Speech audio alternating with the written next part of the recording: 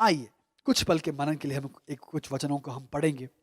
मैंने एक पिछले बार एक संदेश लिया था, याकूब जो बेतेल में गया था और बेतेल में परमेश्वर की जो जो मुलाकात हुआ, जो दर्शन हुआ, जो सपना उनको मिला, वो सपने के बाद उनके जिंदगी में कुछ निर्णय उन्होंने लिए थे। तो उस दिन हम लोग देखे थे कि परमेश्वर हमारे करीब है। उस दिन हम लोग देखे थे कि परमेश्वर ने कहा कि बेटा मैं तुझे आशीष करूंगा। तुम अब सोच रहे हो अकेले हो, तुम अब सोच रहे हो कि आपको सहायता करने के लिए कोई नहीं है। आप अब सोच रहे हो कि आपके लाइफ में आपकी आसरा रखने के लिए कोई नहीं है। परंतु उस दिन उस रात परमेश्वर ने आपसे सपना में मुलाकात किए और बहुत कुछ आशीष दिए हैं। उस दिन हम देखे थे कि परमेश्वर ने एक सीढ़ी की सपना दिखाते हुए उनसे वार्तालाप कर रहे हैं। सीढ़ी की सपना दिखाते हुए परमेश्वर वार्तालाप करते वक्त मैंने ये कहा था कि परमेश्वर सीढ़ी की दूरी में परमेश्वर हमारे साथ है। हमारी आवाज को सुनने के लिए परमेश्वर हमारे करीब है। यानी हमारी धीमे आवाज से भी बढ़कर हृदय की गहराई से उठने वाली जो प्रार्थना है, जो पड़ोसी तक वो आवाज पहुंच नहीं पाती है, जो फ्रीक्वेंसी जो पड़ोसी के कान तक पहुंच नहीं पाती, परंतु हृदय की गहराई से उठने वाली वो आवाज होने के कारण स्वर्गीय स्थानों में गूंजने वाली वो प्रार्थना बनकर, सिंहासन को हिलाने वाली वो प्रार्थना बनकर, परमेश्वर को आराम से रहने के लिए मना करने वाली वो प्रार्थना बनकर वो प्रार्थना उठेगी। याकूब के लाइफ में ऐसे एक प्रार्थना हुआ और वो प्रार्थना की आवाज सुनकर परमेश्वर ने उनको सीढ़ी की दूरी में प्रकट हुआ और उनसे वार्तालाप करने लगे और बहुत सारी चीजें कहे। और उसके बाद कहा कि परमेश्वर ने कहे कि बेटा मैं तुझे इसी स्थान पे ले आऊंगा, इसी स्थान में तुझे बढ़ाऊंगा, अब तेरे वंश इसी स्थान से आशीषित होंगे और अनेक जगहों तक वो फैलेंगे। तो परमेश्वर ने वो वादा दिए थे। तो उसके बाद याकूब ने कुछ निर्णय लिए और कहा कि परमेश्वर मैं वापस आऊंगा, यदि आप वापस लेके आएंगे, तो यदि आप मेरे साथ रहेंगे, मेरे संग रहेंगे और मुझे वापस इधर लेकर आएंगे, पिता पुरखाओं के या पिता के जगह में लेके आएंगे, तो मैं आपको दशमांश दूंगा। उसके बाद उन्होंने निर्णय लिए कि प्रभु मैं इस जगह को आपके मंदिर बनाने के लिए, आपकी आलय बनाने के लिए मैं चाहता हूं। तो उन्होंने वो निर्णय लेते हुए याकूब एक लंबी दूरी की यात्रा की ओर जा रहा है। याकूब अब एक लंबी दूरी की यात्रा की ओर जा रहा है। वही चीज हम मनन करके हम उस दिन बंद किए थे। आज मैं उसी संदेश की एक अगले भाग की ओर मैं आना चाहता हूं। आप आज के मनन के भाग यह है, उत्पत्ति किताब 35वीं अध्याय उसके पहले आयत से 7वें आयत तक हम पढ़ेंगे। उत्पत्ति किताब 35वीं अध्याय पहली आयत से लेकर के 7वीं आयत तक मैं पढ़ना चाहता हूं। आइए हम पढ़ेंगे। तब परमेश्वर ने याकूब से कहा, यहां से निकलकर बेतेल को जा और वहीं रह और वहां परमेश्वर के लिए वेदी बना, जिसने तुझे उस समय दर्शन दिया जब तू अपने भाई एसाव के डर से भागा जाता था। तब याकूब ने अपने घराने से और उन सब से भी जो उसके संग थे कहा, तुम्हारे बीच में जो पराये देवता है उन्हें निकाल फेंको और अपने अपने को शुद्ध करो, अपने वस्त्र बदल डालो और आओ हम यहां से निकलकर बेतेल को जाएं।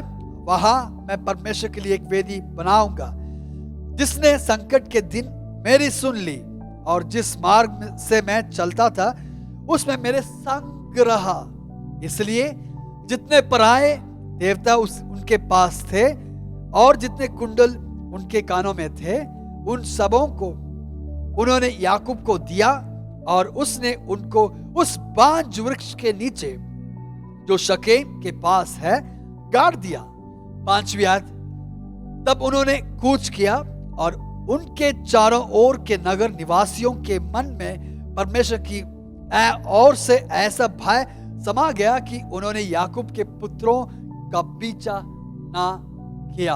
उस राहेल के लिए 7 साल मामा के यहाँ पे काम करना पड़ा, चरवाहा बनकर, या उस मामा की भेड़ बकरियों को चलाने के लिए, बहुत सारी धन संपत्तियों को देखभाल करने के लिए याकूब को 7 साल एक लड़की के लिए काम करना पड़ा।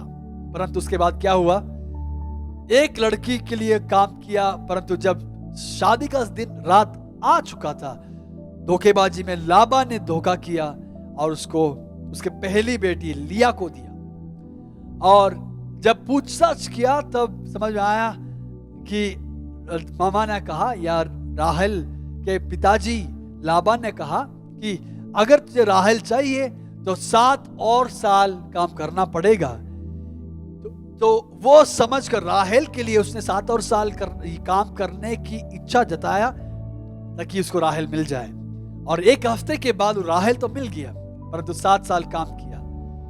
उसके बाद और 7 साल काम करने के लिए उसके ससुर ने कहा कि 7 साल काम करना है ताकि धन संपत्ति मिलना है, तो 7 और साल काम करना है। तो लगभग 21 साल काम करने की इच्छा के मन बनाकर वो अब मामा के यहाँ या ससुराल में रह रहा है। अब समझिए 20 साल के बाद इसको इतने बार वो कह रहा है कि 10 बार धोखेबाजी के द्वारा इसके आशीषों को इसके मामा या ससुर तूने उसको 10 बार धोखा दिया। अब याकूब इतनी बुरी तरीके से टूटा हुआ है और उसने अब निर्णय कर लिया कि अब मैं इधर नहीं रहूंगा और धोखा खाने के लिए मैं नहीं रहूंगा।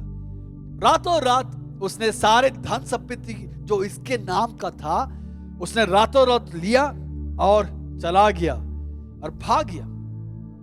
तो अब याकूब जो है 2 पत्नी 2 दासी 11 बच्चे तो सारे और उनके साथ बहुत सारे दास दासियां और बड़े धन संपत्तियों के साथ निकल रहा है। यानी धन संपत्ति में क्या क्या था कि ऊंट भेड़ बकरियां गाय बैल ऐसे बहुत सारे जानवर ऐसे बहुत बड़े बड़े धन संपत्तियों के साथ अब याकूब निकल रहा है। जाते वक्त एक छड़ी के साथ एक लाठी लेकर गया था, परंतु परमेश्वर ने जो बेतेल में वादा किया था कि बेटा मैं तेरे संग रहूंगा, वो परमेश्वर उनके संग रहा। और जहां कहीं पे भी उसने हाथ लगाया सारे चीजों में परमेश्वर ने उसको आशीष दिया। इतना तक कि लाबान भी समझ गया कि याकूब जहां कहीं हाथ रखा सारे चीजों में एक आशीष एक समृद्धि एक बढ़ोतरी लाबान महसूस कर रहा था।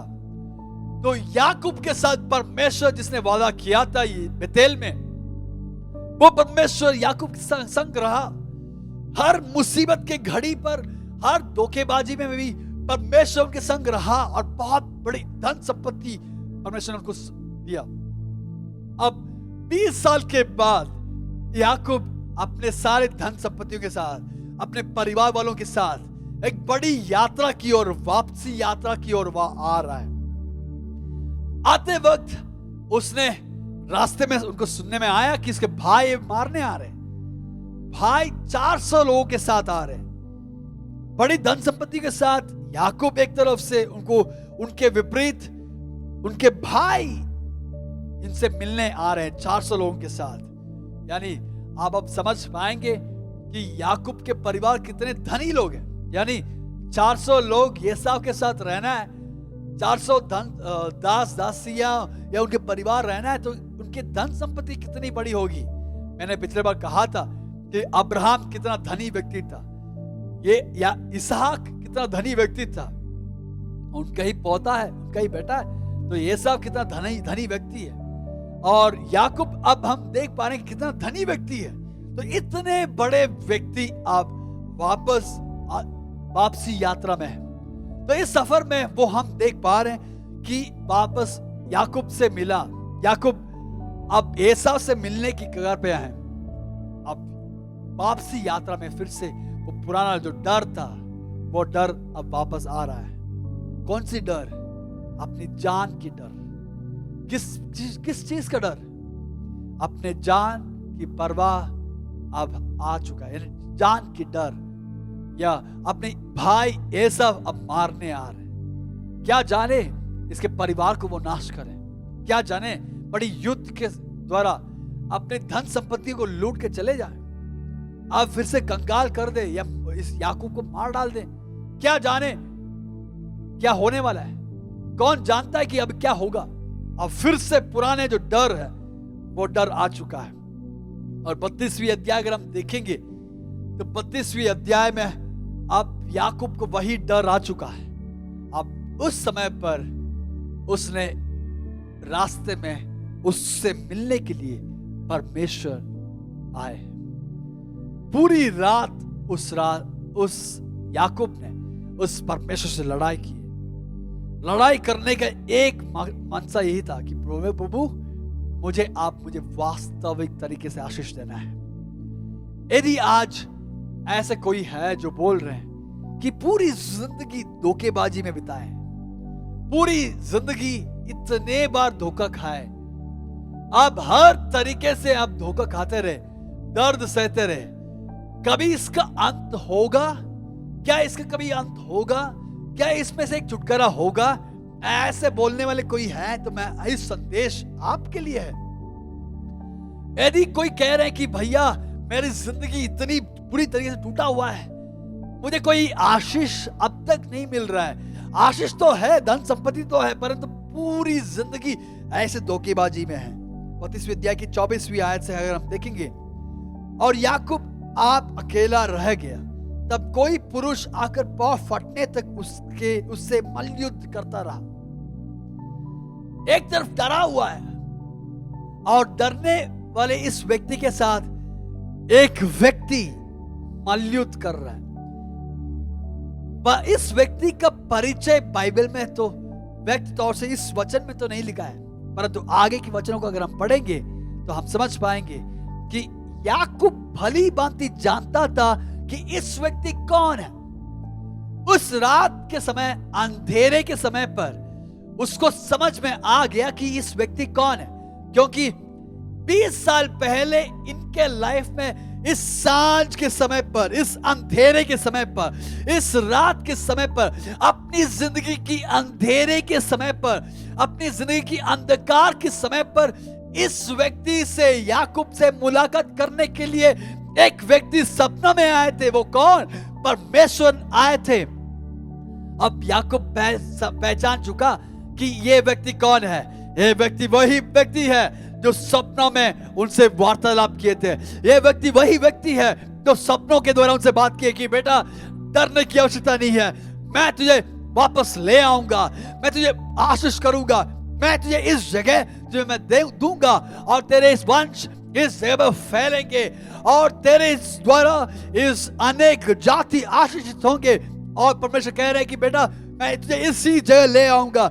उस जो परमेश्वर जो वादा किए थे वही परमेश्वर अब इनसे मिलने आ रहे हैं। अब 24वीं आयत में हम देखें कि याकूब किससे उस पुरुष पांव फटने तक मल्लयुद्ध कर रहे हैं। 25वीं आयत, तब उसने देखा कि मैं याकूब पर प्रबल नहीं होता, कि वो देख रहे हैं कि जब उसने देखा कि उस व्यक्ति याकूब पर प्रबल नहीं होता, तब उसकी जांग की नस को छुआ और याकूब की जांग की नस उससे मल्लयुद्ध करते ही करते चढ़ गई। तब उसने कहा मुझे जाने दे, क्योंकि भोर होने वाला है। कौन कह रहे हैं? कि परमेश्वर याकूब से कह रहे हैं बेटा मुझे छोड़ दे, मुझे जाने दे, मुझे जाने दे, बहुत फटने वाली है, भोर होने वाली है, रात तो बीत चुका, अब सुबह होने वाली है, अब लोग मुझे देखेंगे, मुझे छोड़। परंतु इस व्यक्ति कह रहे हैं, याकूब कह रहे हैं, याकूब ने कहा जब तक तू मुझे आशीर्वाद ना दे तब तक मैं तुझे जाने ना दूंगा। याकूब की आशीष की जो स्रोत कहां से है हम देख पा रहे हैं कि पिछले कुछ साल पहले, 20 साल पहले, लगभग 20 साल पहले उधर गए थे, तो बेतेल में उसको जब मुलाकात किया था उस समय पर परमेश्वर ने उसको वादा किया कि मैं तुझे आशीष करूंगा, तुझे रहने के लिए मकान, पहनने के लिए कपड़ा, खाने के लिए खाना, सब कुछ मैं दूंगा। वही परमेश्वर से अब मांग रहा है कि प्रभु आपने तो मुझे बहुत कुछ आशीषें दिए, ये सारे जो धन संपत्ति जो मेरे आगे बढ़ चुका है वो सारा मेरा ही है, आपने दिए हैं, आपकी देन है। परंतु प्रभु मैं एक चीज समझ गया, वाकई में आपकी आशीष के बिना इस सांसारिक जो आशीष है उस सांसारिक आशीष किसी काम का लायक नहीं है, क्योंकि यदि आपकी आशीष है तो शत्रुओं से मुझे एक सुरक्षा मिलेगा। यदि आपकी आशीष है तो हर बीमारियों से सुरक्षा मिलेगा। यदि आपकी आशीष है तो मरण मृत्यु की जो दुष्ट आत्मा है, उस दुष्ट आत्माओं से, मृत्यु की जो आत्मा है, उन आत्माओं से सुरक्षा मुझे मिलेगा। नुकसानों की जो आत्मा है, उस नुकसानों की आत्मा से मुझे सुरक्षा मिलेगा। कारण क्या है? प्रभु, आपकी आशीष मुझे चाहिए। इस सांसारिक जो मैटीरियल ब्लेसिंग्स है, सारे जो इस धरती की जो आशीष है, सारे आशीष एक क्षण भर में वो मिट सकती है, परंतु प्रभु यदि आपकी आशीष मेरे साथ रहेगा, वो आशीष वो अनंत काल के लिए रहेगा। अब याकूब वो लड़ाई कर रहे हैं, एक तरफ उसको एक डर है कि ऐसा उसे मार डालने के लिए आ रहे हैं। तो हो सकता था कि याकूब पूछ सकता, प्रभु ये सब मुझे मार डालने आ रहे हैं, मुझे बचाना। उसने प्रार्थना नहीं किया, परंतु उसकी प्रार्थना की विषय क्या था? प्रभु मुझे वाकई में मुझे आशीष चाहिए। यदि आज इस संदेश को सुनने वाले कोई है तो मैं आपसे बोलना चाहता हूं, आपके लाइफ में इसी तरीके की एक चुनौती से गुजर रहे हैं क्या? आप इसी तरीके की डर से आप गुजर रहे हैं? कल का दिन कैसे हम सामना कर पाएंगे? कल का दिन कैसे होगा? बच्चों की पढ़ाई क्या होगा? बच्चे लोग क्या कहां तक पहुंच पाएंगे? कल कैसे होगा? कैसे कल इस बीमारी, इस महामारी के कारण कल का दिन कैसे होगा? मेरे काम कैसे, मेरे परिवार, मेरे काम, मेरे बिजनेस क्या होगा? यदि कोई बहुत चिंतित है तो मैं आज आपसे बोलना चाहता हूं, इस सांसारिक आशाओं से बढ़कर, इस सांसारिक चीजों से बढ़कर, यदि आप इस याकूब के समान प्रभु से मल्लयुद्ध करके, प्रभु मुझे आपकी आशीष चाहिए, मुझे आपकी आशीष चाहिए, आपकी रखवाली से बढ़कर, आपकी इस सांसारिक आशीषों से बढ़कर, प्रभु आपकी वास्तविक आशीष मुझे चाहिए, ऐसे प्रार्थना करने के लिए यदि आप तैयार हैं तो उस आशीष में आपकी रखवाली है, उस आशीष में आपकी सुरक्षा है, आप उस आशीष में आपकी चंगाई है, उस आशीष में आपकी बढ़ोतरी है, उस आशीष में आपकी पारिवारिक शांति है, उस आशीष में आपके घर के अंदर एक आनंद है। वो आशीष क्या आपके लाइफ में है? यदि नहीं है तो आज घुटने टेक के प्रार्थना कीजिए कि प्रभु मुझे वो आशीष चाहिए, मुझे वो वास्तविक आशीष चाहिए। पैसे से प्रार्थना किया कि प्रभु वास्तविक रूप से आप मुझे आशीष कीजिए, जैसे वो प्रार्थना किया, जैसे याकूब प्रार्थना कर रहे कि प्रभु मुझे आप वास्तविक रूप से मुझे आशीष चाहिए। वो आशीष जैसे वो मांग रहा था तो हम देख पाएंगे परमेश्वर ने उसको दिया है। और 28वीं आयत में अगर हम देखेंगे, उसने कहा तेरा नाम अब याकूब नहीं परंतु इज़राइल होगा। तेरा नाम अब याकूब नहीं परंतु इज़राइल रहेगा, क्योंकि तू परमेश्वर से और मनुष्यों से भी युद्ध करके प्रबल हुआ है। परमेश्वर से और मनुष्यों से युद्ध करके प्रबल हुआ है। आज मेरा जो विषय इधर नहीं है, इसलिए मैं आगे बढ़ना चाहता हूं।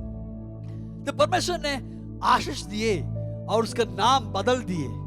याकूब का मतलब धोखा देने वाला, परंतु परमेश्वर ने उसका नाम बदलकर उसका नाम इज़राइल रखा, यानी एक राष्ट्रपिता, एक राष्ट्रपिता रखा। याकूब, आपको राष्ट्रपिता बनने की कोई योग्यता है? याकूब, क्या आपके अंदर इतने लोग हैं कि एक राष्ट्र बन पाए?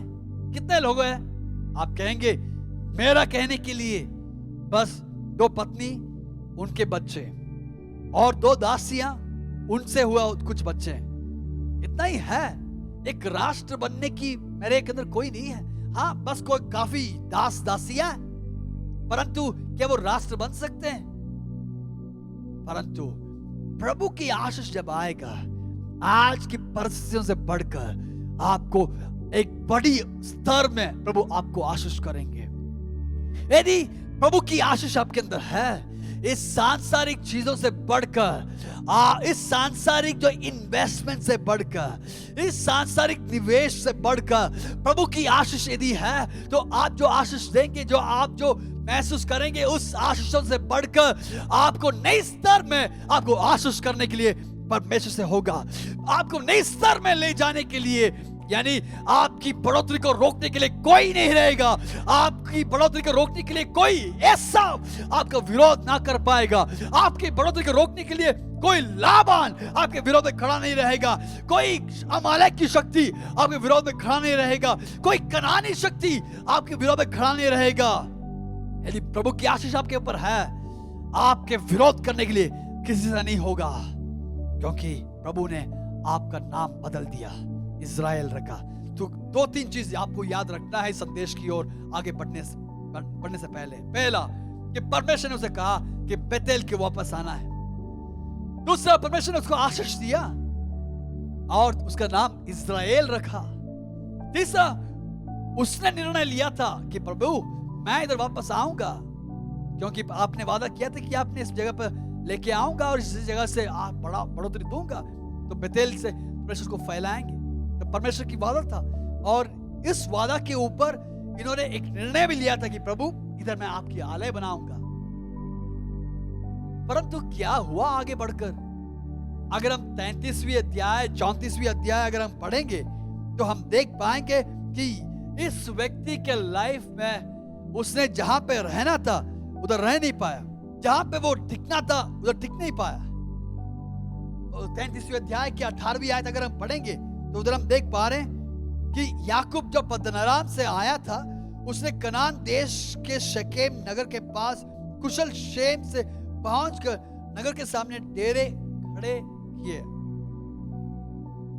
तो उधर हम देख पा रहे कि कहां पे वो आना था, उसका यात्रा बेतेल तक पहुंचना था, परंतु याकूब कहीं रास्ते में भटक गया। याकूब अब काफी चीजों में अब तृप्त हो गया। अब इतनी दूरी क्यों जाना है, इसी में सीमित है। इतनी आराधना क्यों जाना है कि इधर भी आराधना कर सकते हैं ना। तो ऐसे सोचकर वो अपने ही चीजों में सीमित रह गया। अब उधर हम देख पा रहे हैं 18वीं अध्याय आयत में, याकूब जब पद्दनराम से आया था, उसने कनान देश के शकेम नगर के पास कुशल क्षेम से पहुंचकर नगर के सामने डेरे खड़े किया, और भूमि के जिस खंड पर उसने अपना तंबू खड़ा किया उसने शकेम के पिता हमोर के पुत्रों के हाथों से 100 कसीतों में मोल लिया। तो उसने खरीद भी लिया। यानी खरीदने का मतलब क्या है कि अब इधर ही हम रहेंगे, इधर साइट ले लिए, इधर जगह ले लिए, इधर हम वास करेंगे, इस गांव को हम लोग खरीद लिए, इधर हम बस आएंगे, आगे क्यों जाना है। उसका परमेश्वर की वादा कहां तक था कि वो बेतेल तक पहुंच पाए। परमेश्वर की इच्छा था कि वो बेतेल में आकर के आराधना करे।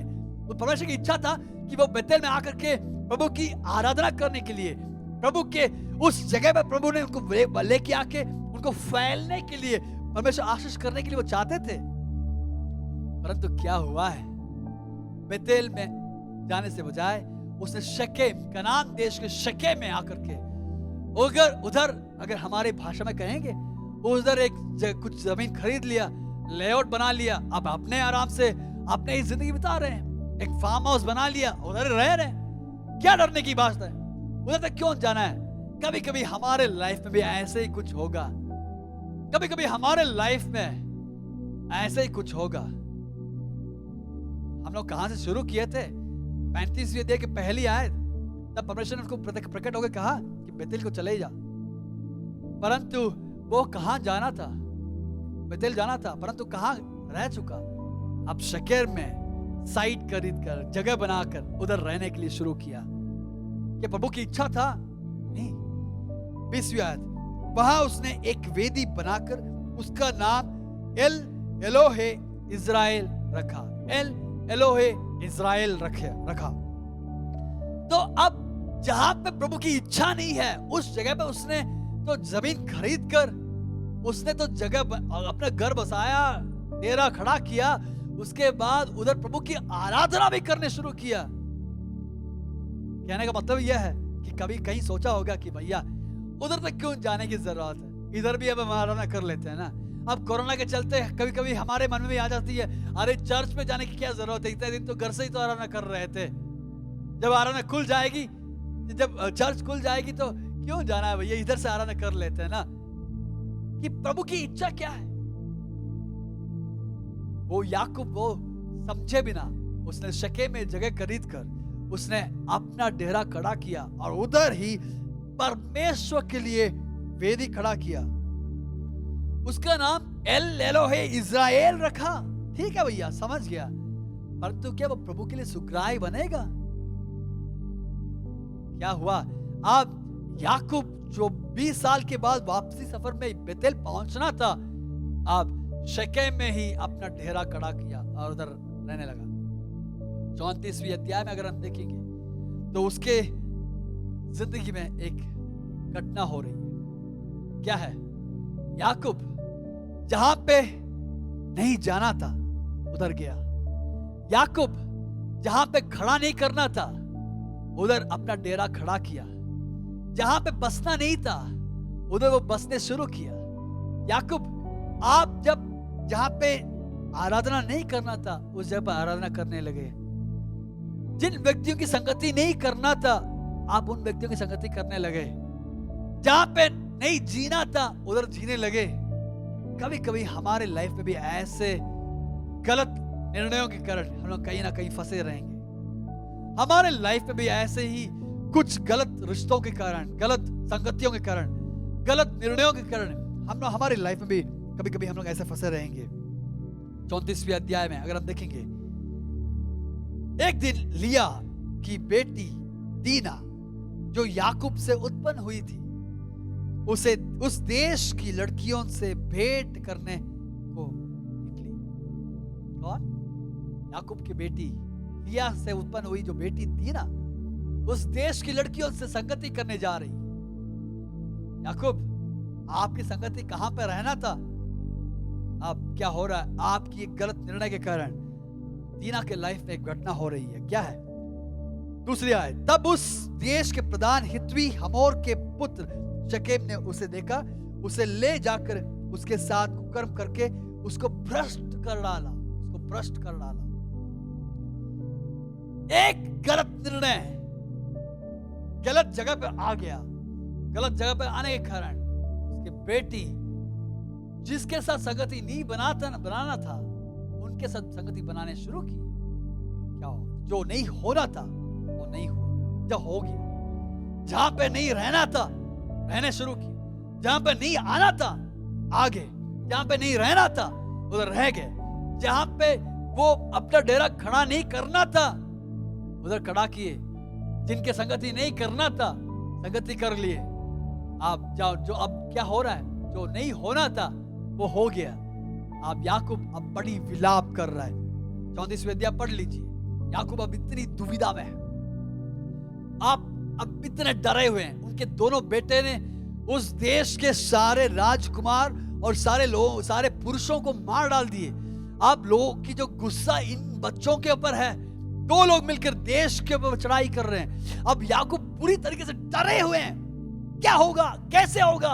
आप लोग मुझे मार डालेंगे। याकूब आप पूरी तरह से डरे हुए हैं। याकूब की लाइफ आप समझिए, प्रारंभ से ही डरे धोखा खाकर अब डर कर जिंदगी बिता रहे हैं। आप गलत निर्णय के कारण आशीष तो प्राप्त किया, इसका नाम तो बदल किया, बेतेल में आना था परंतु नहीं आया। क्या फायदा?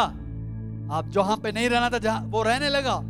अब याकूब के लाइफ में जो नहीं होना था वो हो गया। याकूब डर गया। याकूब अब बहुत बुरी डर में वो बिता रहा है।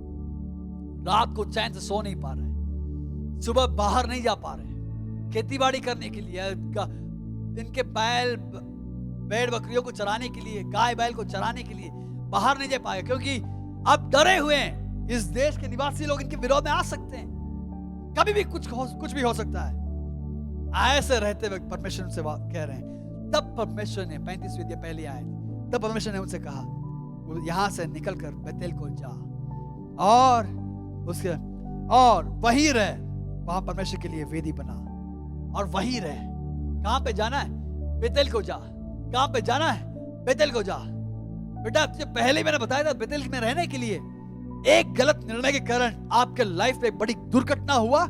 अब वापस चले जा बेटा, बेतेल में चले जा। आज मैं आपसे बोलना चाहता हूं कि बेतेल में आने से पिछले बार के संदेश में हमने सुना कि बेतेल में कैसी आशीष है, कितनी बड़ी वादाएं और कितनी बड़ी सुरक्षा उसके अंदर है। परंतु इन सारे चीजों को त्याग कर अपने छोटे आशीषों में तृप्त होकर याकूब शके में वास किया, और शके में वास करने के कारण उसके लाइफ में बड़ी दुर्घटना हुआ।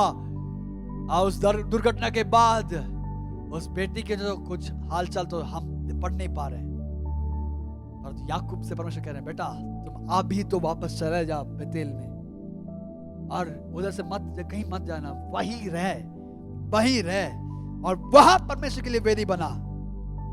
शके में नहीं, बेतेल में वेदी खड़ा कर, जिसने तुझे उस समय दर्शन दिया जब तू अपने भाई एसाव के डर से भागा जाता था। उसी जगह परमेश्वर कह रहे हैं कि उसी जगह पर बेटा तुम अपना डेरा खड़ा कर, उधर ही रह, उधर ही वेदी बना, उधर आराधना कर, उधर की आराधना परमेश्वर के लिए सुग्राह्य रहेगा। आमीन। चर्च तो जा रहे हैं परंतु संगति छोड़ने के लिए मुसीबत है। चर्च तो जा रहे हैं परंतु संगति में छोड़ने के लिए आपको दिक्कत है। यदि कोई ऐसा है तो मैं आज आपसे बोलना चाहता हूं, भाई बहन वापस आइए, प्रभु की ओर दौड़ के आइए, बेतेल में वापस आइए, क्योंकि आपकी आशीष प्रभु के जगह में है, आपकी आशीष प्रभु के भवन में है, आपकी और मेरी आशीष प्रभु की अनुग्रह में है, प्रभु की इच्छाओं में है, प्रभु की वेदी, प्रभु की जो इच्छा है उसमें है। हम लोग प्रभु के पास दौड़ के आना अवश्य है। इस समय पर हम देख पा रहे हैं परमेश्वर से कह रहे हैं कि बेटा वापस आ जा, वापस आ जा, वापस आ जा। कहां तक दौड़ के जाएंगे? कितने दिन आप दूर में रहेंगे? कितने दिन आप डरे हुए भटके हुए व्यक्ति के समान रहेंगे? कहां तक आप दौड़ के जाएंगे? परमेश्वर कह रहे हैं बेटा वापस आ जा। इतनी बड़ी दुर्घटना काफी नहीं है क्या? बेटा वापस आ जा। आज परमेश्वर इस संदेश के द्वारा आपसे बोलना चाहते हैं कि बेटा बहन बेटी आप वापस आ। कितने दूर आप भागेंगे? कहां तक आप दूर जाएंगे? वापस आओ प्रभु की इच्छाओं के अनुसार। बपतिस्मा लिए परंतु कहां भटके हुए हैं? प्रार्थना करने वाले आप अब कहां रह गए? उपवास करने वाले आप कहां रह गए? वापस आ, बेतेल में वापस आ, क्योंकि आपकी आशीष प्रभु में सुरक्षित है, क्योंकि आपकी बढ़ोतरी प्रभु में ही रहेगा। प्रभु से कह रहे हैं बेतेल में वापस आ, बेतेल में वापस आ। परमेश्वर से वादा कर रहे हैं और वापस आने के लिए वो प्रारंभ कर रहे हैं। तब उन्होंने बहुत निर्णय लिए। दूसरे और तीसरे आयत में हम देख पाएंगे कि वो अब समझ गया कि इतनी बड़ी गलती वो कर रहा है, क्योंकि वो अब अपने परिवार से कह रहे हैं कि अपने आप को पवित्र बना। हमारे बीच में गंदगी है, हमारे बीच में जो नहीं रहना था वो रहे। अपने कपड़ों को बदल, अपने वेशभूषण को बदल, क्योंकि हम प्रभु के पास जाना है। वो योग्यता हमारे अंदर नहीं है। याकूब को अब समझ में आ गया कि जब प्रभु की बेतेल में जाने की योग्यता, प्रभु की आशीष को पाने की जो योग्यता अब मेरे अंदर नहीं है। दूसरे तीसरे चौथे आयत पे हम देख पा रहे हैं कि उसने अपने जिंदगी की सबसे बड़ी यू टर्न में एक बड़ी निर्णय ले रहे हैं, कि कट्टर निर्णय ले रहे हैं। उस निर्णय से क्या हो रहा है? उसका लाइफ में आशीष हो रहा है। क्या है? कहां जाने के लिए परमेश्वर से कह रहे हैं बेटा बेतेल में चले जा, बेटा तुम बेतेल में चले जा, बेटा तुम बेतेल में चले जा। बेतेल में ही तेरी आशीष है, बेतेल में तू वास कर। अब जा, बेतेल में जो कुछ है, अब जो कुछ है सारा तेरा ही रहेगा। बेतेल में जो कुछ है सब कुछ तेरा ही रहेगा, तेरा ही रहेगा, तेरा ही रहेगा। बेतेल में जो कुछ है तेरा रहेगा। आप तू कल के दिन जो वास करेंगे सब कुछ बेतेल तेरे नाम से जाना जाएगा। कहां तक जा पाओगे? कहां तक जा पाओगे? कहां तक जा पाओगे? आपके और मेरे लाइफ में बेतेल में एक आशीष है। और 5वें आयत में अगर हम देखेंगे तो परमेश्वर उनसे कह रहे हैं तब उन्होंने कूच किया उनके चारों। जैसे ही वो निर्णय लेने की शुरू किया, जैसे वो बेतेल अपने आप को बेतेल में जाने की तैयारी कर रहे थे, शेकेम निवासियों के अंदर परमेश्वर का भय आ चुका। और उस भय के कारण उनके मन में आया कि अब इन बच्चों के विरोध में जाना उचित नहीं है। परमेश्वर का भय आ चुका। जब हमारे लाइफ में जब हम प्रभु के निर्णय में हम लोग आ जाएंगे, प्रभु की ओर मुड़ेंगे तो आपके लिए खड़े रहने के लिए, आप जिस चीज से डर रहे हैं उस चीजों में आपके लिए खड़े रहने के लिए एक स्वर्गीय पिता आपके साथ रहेंगे। आप किस चीज से डर रहे हैं? आप किस विषय से डर रहे हैं? आप किस बातों में डर रहे हैं? मैं आज आपसे बोलना चाहता हूं, डरिए मत, प्रभु पर विश्वास रख, प्रभु की ओर आ जाइए। आपके लिए खड़े रहने के लिए एक स्वर्गीय पिता आपके साथ रहेंगे। वो परमेश्वर एक सीढ़ी की दूरी में आपके करीब रहने वाली, आपके दिल की आवाज को सुनने वाले वो परमेश्वर आज भी आपके करीब है। आप अकेले नहीं है, भले आप शके में हैं, गलत निर्णय के कारण दूसरे जगह पे चले गए, परंतु बेटा, बहन, भाई, मैं आज आपसे बोलना चाहता हूं कि आपके साथ परमेश्वर आपको रेस्टोर करने के लिए, आपको पुनर्स्थापन करने के लिए आपके साथ रहेंगे। मैं आज आपसे बोलना चाहता हूं, आज के दिन बेतली चर्च के लिए 14 महीना एक चंगाई के लिए प्रार्थना करने की एक संडे है, हीलिंग संडे। मैं विश्वास कर रहा हूं इस प्रार्थना के द्वारा, इस संदेश के द्वारा आपके शरीरों के अंदर, आपके परिवारों के अंदर, आपके रिश्तों के अंदर एक बड़ी हीलिंग परमेश्वर आपको देना चाहते हैं। एक बड़ी हीलिंग परमेश्वर आपके परिवार के अंदर देना चाहते हैं। क्या आप तैयार हैं? वापस आने के लिए तैयार है? हाँ, गलती किए होंगे, हाँ, हमारी जिंदगी में कहीं ना कहीं गलती हुआ होगा, परंतु बहन वापस आइए। आपके लाइफ में आशीष देने के लिए मेरा परमेश्वर आज भी सक्षम है। Come back, come back, come back, वापस आ जाइए। आपके लाइफ पे मैं महसूस कर रहा हूं एक असाधारण सानिध्य, परमेश्वर के सानिध्य में महसूस कर रहा हूं। मैं आज आपसे बोलना चाहता हूं कि बहन, भाई, आपके गलत रास्तों से वापस आ जा, उस रिश्तों से वापस आ जा। बेतेल में प्रभु की एक आशीष आपके लिए वेट कर रहा है।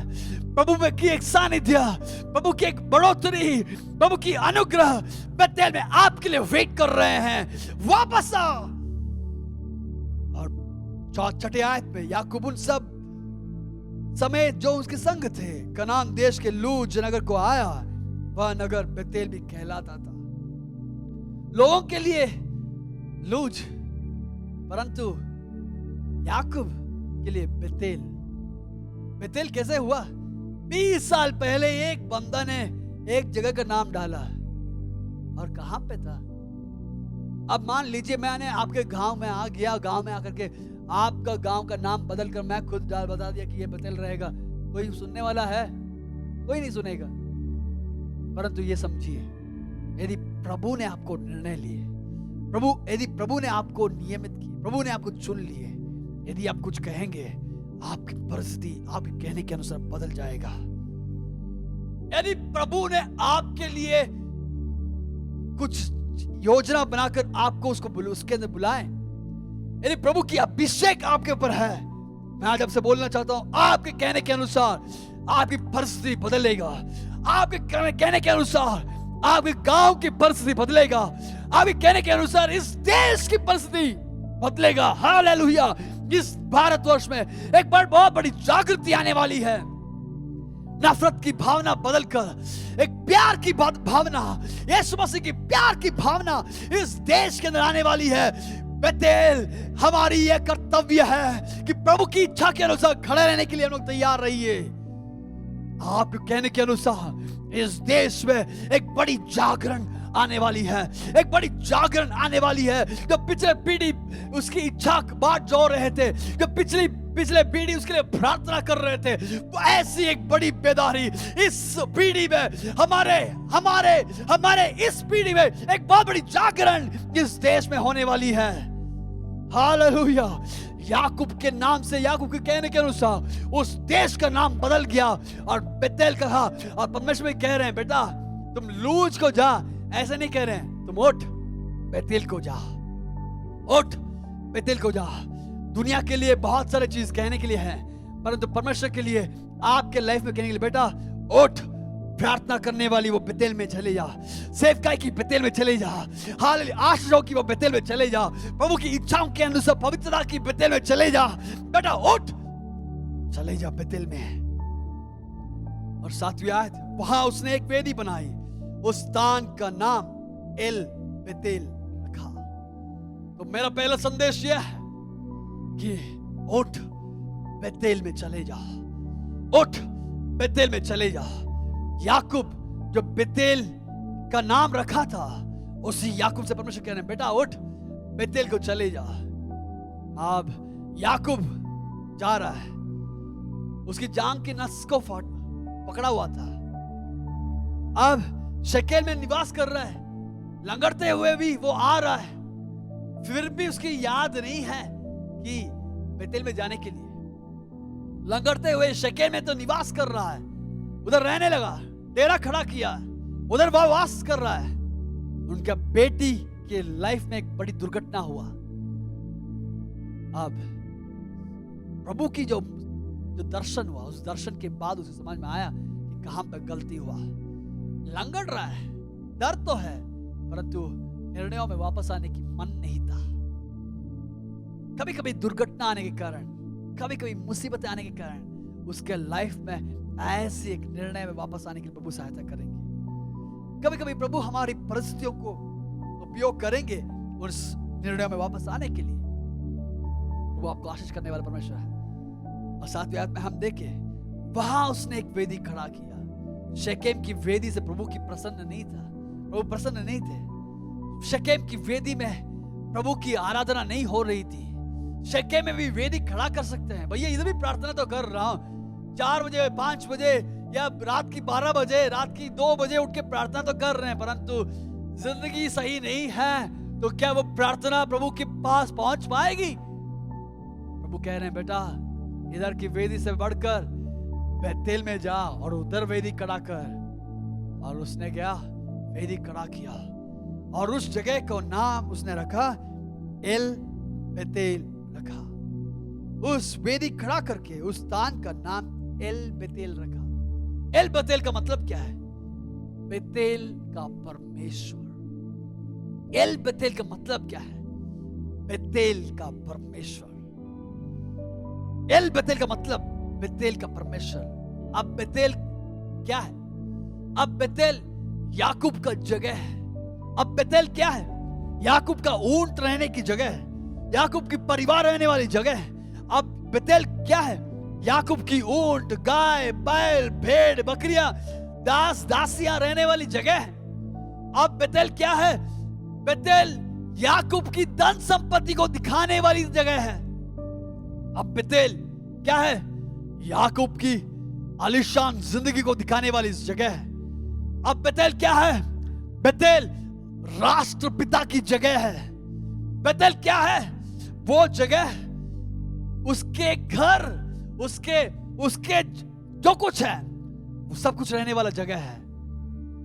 अब बेतेल अगर लोगों को समझना है, याकूब की जगह से समझ पाएगा, परंतु याकूब ने समझा मेरी सबसे बड़ी गलती यह है कि मैंने अपने बलबूते पर शके में जगह खरीद लिया, अपना नगर बसाने के लिए चाहा, परंतु वो नगर विफल रहा। अपने बलबूते, अपने समझ के सहारा मैंने लिया था और वो नगर बसाना चाहता था, परंतु it was an utter failure. मेरी जिंदगी की सबसे बड़ी तराई की अवस्था उधर आ गया था। परंतु प्रभु मैं बेतेल में आ गया हूं। अगर वो मुड़ के देखेगा, ये सारा धन संपत्ति मेरा है। बाएं तरफ या दाएं तरफ मुड़ के देखेगा, ये सारा धन संपत्ति मेरा है। आगे की तरफ देखेगा तो ये सारा धन संपत्ति मेरा है। पीछे की तरफ मुड़ेगा तो ये सारा मेरा है। परंतु अब वो वेदी खड़ा किया और कहने लगा, प्रभु एल बेतेल, यानी इस सारे चीजों की, बेतेल की जो सारे चीज है, इस सारे धन संपत्ति जो बेतेल में है, इस बेतेल की धन संपत्ति की परमेश्वर आप है। बेतेल का परमेश्वर, यानी परमेश्वर आज जो कुछ मैं देख रहा हूं, मैं अपनी समझ की सहारा के अनुसार मैं शके में नगर में वास किया था, परंतु वो नुकसान हुआ। परंतु मेरे से गलती हो गया प्रभु, मेरे से गलती हो गया, मुझे आप माफ कीजिए प्रभु। आज मैं जो कुछ देख रहा हूं, ये सारी चीजों की परमेश्वर आप है। क्या आप कह सकते हैं कि प्रभु मेरे बिजनेस का परमेश्वर आप है। क्या आप कह सकते हैं कि प्रभु मेरे परिवार का परमेश्वर आप है? क्या आप कह सकते हैं कि प्रभु मेरे काम की आशीषों की जो परमेश्वर आप है? मेरे सहारा नहीं, मेरा समझ नहीं, मेरी क्षमता नहीं, परंतु प्रभु ये सारे चीज जो मैं देख रहा हूं, ये सुंदर कलीसिया जो मैं देख रहा हूं, इस कलीसिया का परमेश्वर आप है प्रभु।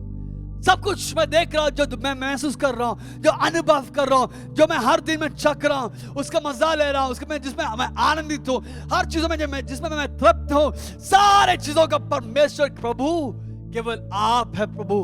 You're the Lord of everything. You're the God of everything.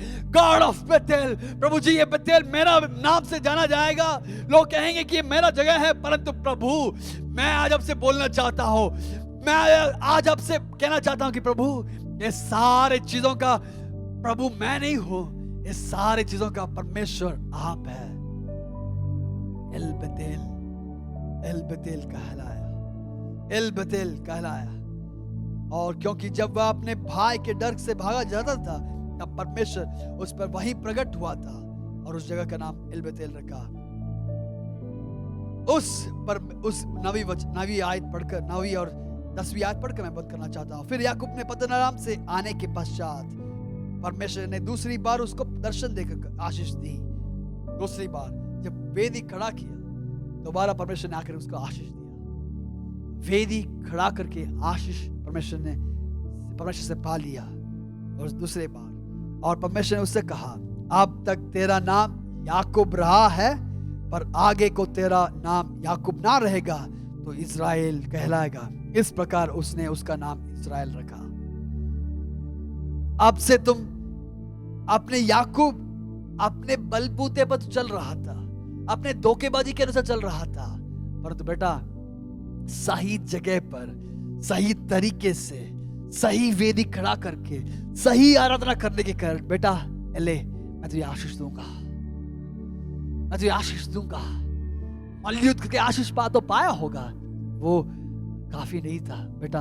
अब एले तुझे आशीष, परमेश्वर उनको आशीष दे रहे हैं, परमेश्वर को आशीष दे रहे हैं। और कहा बेटा अब से तो समझ तेरा नाम याकूब नहीं इज़राइल रहेगा। और उस ये कहते हुए उसका नाम इज़राइल रखा। यानी बेटा ये तो तेरा नाम तो बदल गया था, परंतु तेरी जिंदगी बदला नहीं। तेरा नाम तो बदल गया था, परंतु तेरी जिंदगी बदला नहीं। अभी भी याकूब की शैली में ही चल रहा है, अभी भी याकूब की समझ के अनुसार चल रहा था।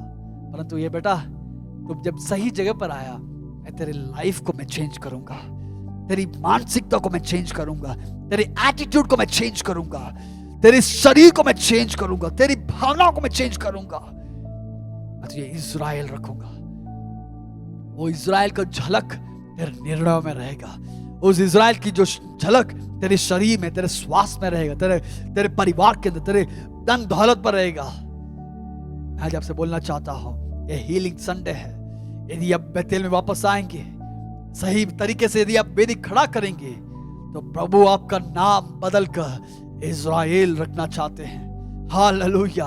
आज हम लोग 3 मुख्य चीज सीखे हैं कि इज़राइल जो परमेश्वर ने उसका नाम बदलकर उसे आशीष दिया था, वो आशीष के चलते भी उसने शके में चला गया था, जांग पर उसका हिप डिसलोकेट हो गया था। फिर भी प्रभु मुझे अभी एक वास्तविक आशीष चाहिए।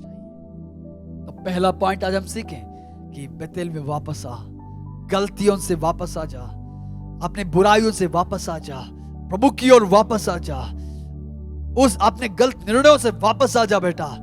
आशीष करने के लिए प्रभु उधर वेट कर रहे हैं बेतेल में। दूसरा, सही जगह पर सही तरीके से वेदी को खड़ा कर, पवित्र करके, सही तरीके से अपने आप को पवित्र बनाकर प्रभु की ओर वापस आ जाइए। वेदी खड़ा कर, प्रभु आपको आशीष करेंगे। तीसरा हम देख रहे हैं कि याकूब के नाम बदल तो गया था, परंतु उसके मानसिकता में याकूब बदला नहीं, परंतु उसको बदलकर इज़राइल रखा। और उधर से परमेश्वर आशीष करने वाला परमेश्वर है। Can you come back to God? क्या आप वापस आ सकते हैं? क्या आप परमेश्वर के पास वापस आ सकते हैं? Return to the Lord, return to Bethel. परमेश्वर के बेतेल की ओर वापस आ जाइए, जहां पे आपकी मुलाकात हुआ था, बपतिस्मा लेते वक्त आपने बहुत कुछ निर्णय लिए थे, वापस आ जाइए उसी निर्णयों के अंदर। आपने प्रार्थना करते हुए, उपवास करते हुए बहुत कुछ निर्णय लिए होंगे। प्रभु मुझे वास्तविक तरीके से मुझे रिस्टोर कर। आपने सामने आकर के निर्णय लेके प्रार्थना किए होंगे, इस वेदी के पास आकर प्रार्थना किए होंगे कि प्रभु मैं ऐसे करूंगा, वो करूंगा। Can you come back to God and say God here I am, मैं हूं यहाँ, मुझे आप आशीष कीजिए। क्या आप बोल सकते हैं कि प्रभु मुझे आप वास्तविक रूप से आशीष कीजिए? क्या बोल सकते हैं कि प्रभु मुझे आप वास्तविक रूप से आशीष कीजिए, मैं वापस आ रहा हूं, मेरी गलतियों को माफ कीजिए, मेरे जो कुछ है सारी चीजों का परमेश्वर आप रहेंगे। एल बेतेल, सारे चीजों का, मेरी धन संपत्तियों का, मेरे परिवार का, मेरे काम का, मेरे सेवकाइयों का, मेरे स्वास्थ्य का परमेश्वर आप रहेंगे। आप कहिए, मैं आज आपके लिए प्रार्थना करना चाहता हूं। जहां पे टूटे हैं आपकी आंसुओं को पोंछने के लिए परमेश्वर है। आपके टूटे हुए अवस्थाओं में परमेश्वर एक नई जिंदगी देना चाहते हैं। आपकी अकेलापन की जिंदगी में परमेश्वर आपको एक नई आशीष देना चाहते हैं।